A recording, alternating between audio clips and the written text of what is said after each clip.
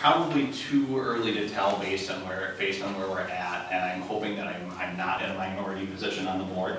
We actually haven't taken a vote on pesticide use yet, and revising our policy that I'll talk about in just a moment. And with that too, I also wanted to take just a brief moment to recognize a couple of other commissioners that came out tonight, Commissioner Scott Freeland and Commissioner John Irwin. Scott represents kind of the south central, southeast Minneapolis, Powder area, and John Irwin is a citywide commissioner. And I represent southwest Minneapolis. So we'll have there'll be quite a few of us around to talk afterwards. And there's a spectrum, I would say there's a spectrum of opinion on where to go at this point. But the policy that we have right now was created, I believe, in 2008. And the way that our policy works is a set of guidelines for where it is and isn't appropriate for the application of chemicals in parks. And the way that it works is we divided our park system into a series of different amenities, and very roughly speaking, those are golf courses, neighborhood parks and grassy fields, athletic areas, playgrounds, bodies of water, natural areas.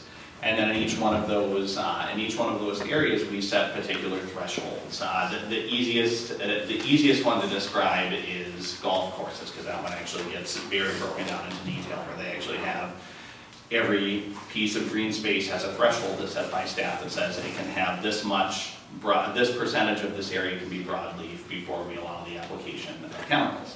And that ranges from 0 to 100% based on where in the park system it is.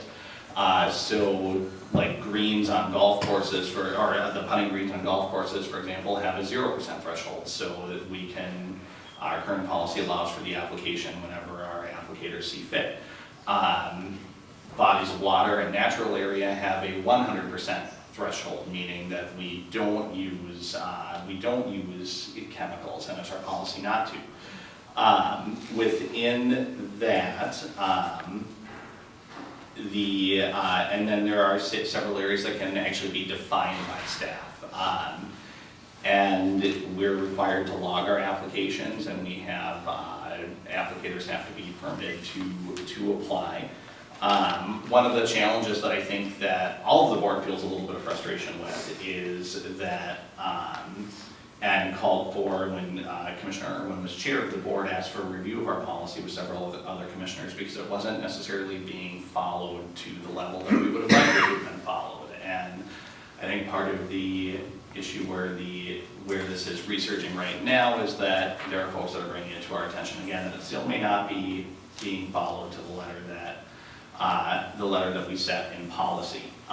The Loring Park application, for example, was actually an exception to our policy that the board at the time voted unanimously to approve, and there were and myself included, and there were a myriad of reasons for that. But within this last summer, it came to the board's attention that there were applications that I certainly didn't know about. I can't speak for my other colleagues, but that were happening, that were in violation of our policy, and that were brought forward by actual members of our community. So in the wetlands by Bedane-McCoska or Lake Calhoun and Roberts Bird Sanctuary, there were applications that in our policy are not allowed. So I think that's kind of what's causing the resurgence of the conversation.